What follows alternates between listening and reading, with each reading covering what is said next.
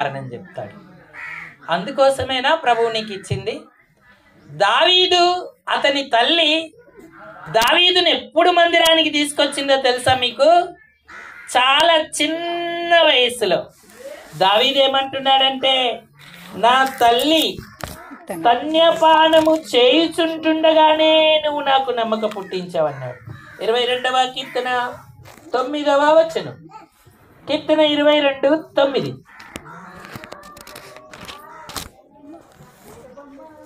కీర్తన 22:9. గర్భమును నుండి నన్ను తీసిన వాడవు నీవే కదా. నేను నా తల్లి యొద్ద స్తన్యపానములు చేయుచుండగా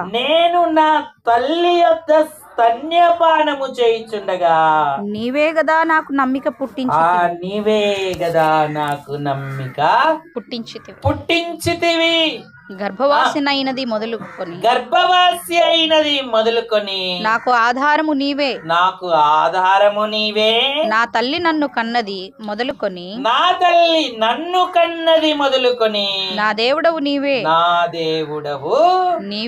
దావీదుకి ఎప్పుడు దేవుని మీద నమ్మిక పుట్టిందంటే, తల్లి ఒడిలో ఉంటుండగానే తల్లి తన స్తన్యపానము అతనికి ఇచ్చుచుండగానే. అంటే అతని తల్లి ఎంతగా దేవుని మందిరాన్ని ప్రేమించింది. చంటి పిల్లోడిని చంకనేసుకొని ఆలయానికి వచ్చింది. ఆలయంలో యాజకుల మాటలు తల్లి విన్నది, కుమారుడు కూడా విన్నాడు. ఎందుకంటే వినుట వలనే విశ్వాసం కలుగుతుంది. అమ్మా, ఎలా కలుగుతుంది విశ్వాసము? వినుట వలన. గట్టిగా చెప్పండి, ఇంకా వినపడట్లేదు. వినుట వలన. కౌలూరు వాళ్ళకి అసలు గొంతులే లేవేమో. గట్టిగా చెప్పండి. వినుట వలన విశ్వాసము. మరి ఇంటికాడింటే వినడుగా. ఆలయానికి వస్తే వాక్యం వింటారు. తల్లి వింది, పిల్లడు. మీకు తెలుసా అభిమన్య చరిత్ర? గర్భములో ఉన్నప్పుడే తల్లిదండ్రుల మాటలు పిల్లలు వింటారు. మరి మన పిల్లల్ని మనం ఆలయానికి తీసుకొస్తున్నామా, లేక కారణాలు చెప్పి మానేస్తా ఉన్నామా? శత్రు చేతికి మనం దొరుకుతాం, భద్రపరచలేము. కాబట్టి దేవుని సన్నిధికి పిల్లల్ని తీసుకురావాలి, మనము రావాలి. అప్పుడే దావీదుకి ఎలాగ నమ్మకం కలిగిందో మన పిల్లలకు కూడా దేవుని మీద నమ్మకం కలుగుతుంది. మనం పిల్లల్ని దేవుని ఇంటికి తీసుకురాకపోతే, సండే స్కూల్ ఇలాంటివి అలవాటు చేయకపోతే, యవనస్తులైన తర్వాత వాళ్ళు మన మాట వినరు. మనం మళ్ళీ బాధపడాల్సిన పరిస్థితి వస్తుంది.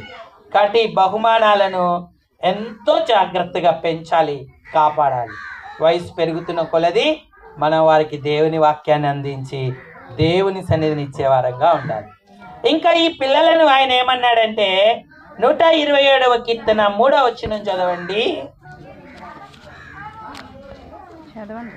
127:3. కుమారులు యెహోవా అనుగ్రహించు స్వాస్థ్యాన్ని కూడా మనం భద్రపరుచుకుంటాం, జాగ్రత్త చేసుకుంటాం. ఏమా, మీకు స్వాస్థ్యం లేదా ఆస్తి ఉందనుకోండి, వదిలేస్తారా? ఒక చోట ఒక స్థలం ఉంది, చుట్టూ మనం దాన్ని పెన్షన్ వేసి కాపాడకపోతే ఎవరో ఒకరు ఆక్రమించుకుంటారు ఆ స్వాస్థ్యాన్ని. ఇది నాదయ్యా అంటే ఏది రుజువు చూపించు అంటారు. కాబట్టి సాతాను మన స్వాస్థ్యాన్ని దొంగిలించకుండా దాన్ని భద్రపరుచుకునేటువంటి వారంగా ఉండాలి. 3వది 4వ వచనం చదవండి అమ్మా. యవ్వన కాలమందు పుట్టిన కుమారులు బలవంతుని చేతిలోని బాణముల వంటి. పిల్లలను దేవుడు ఏమన్నాడంటే బాణముల వంటి వారు అన్నాడు. అటివారు సిగ్గుపడరు, వారితో తన అంబుల పొది నింపుకొనిన వాడు ధన్యుడు అన్నాడు. అమ్మ, వింటున్నారుగా? ఒకసారి పాతకాలంలో ఏం అడిగేవారు? నీకు ఆస్తి ఎంత ఉంది అని అడిగేవాళ్ళ? నీకు పిల్లలు ఎంతమంది అని అడిగేవారు. ఇప్పట్లలో ఈ రోజులలో పిల్లలను మనము మరి పరిమితి చేసుకొని, మన ఆర్థిక పరిస్థితులే కావచ్చు, ప్రభుత్వ నిర్ణయాలే కావచ్చు, మరి తగినంతగానే మనం ముందుకు వెళ్తా ఉన్నాం. ఏది ఏమైనా మన పిల్లలను బాణాల వంటి వారిలాగా తయారు చేయాలి. బాణం అంటే శత్రువును గురి చూసి కొట్టేది. అంబుల పొది నింపుకొని వాడు ధన్యుడు అన్నాడు. సాతాను మీదికి మన బాణాన్ని ప్రయోగించాలి. చూడండి, అన్న తన కుమారుడైన సమూయేలును స్వాస్థ్యములాగా భద్రపరిచింది. పాలు తాగేంత వరకు తన దగ్గర ఉంచుకుంది. తర్వాత దేవుని సేవకులకు మందిరానికి అప్పగించింది. దేవుడిచ్చిన బహుమానములాగా ఎంతో ప్రేమను చూపించింది. దేవుని నామాన్ని మహిమపరిచింది. అంతేకాదు, ఒక బాణములాగా తయారయ్యాడు సమూయేలు. అతనికి ప్రార్థన, వాక్యము, మరి మందిరంలో దేవుని పరిచర్య నేర్పించడం వలన సాతానును అతని యొక్క ఎత్తుగడలను లయపరిచిన వాడిగా ఉన్నాడు. ఈనాడు మన పిల్లలు ఎలా ఉన్నారు? బాణాల్లాగా తయారు చేస్తున్నామా? అపవాది మీదికి మనం పంపించాలంటే వారు వాక్యం బాగా నేర్చుకోవాలి, ప్రార్థన బాగా నేర్చుకోవాలి, మందిర పరిచర్య బాగా నేర్చుకోవాలి. అప్పుడు వారు బాణాల్లాగా ఉంటారు.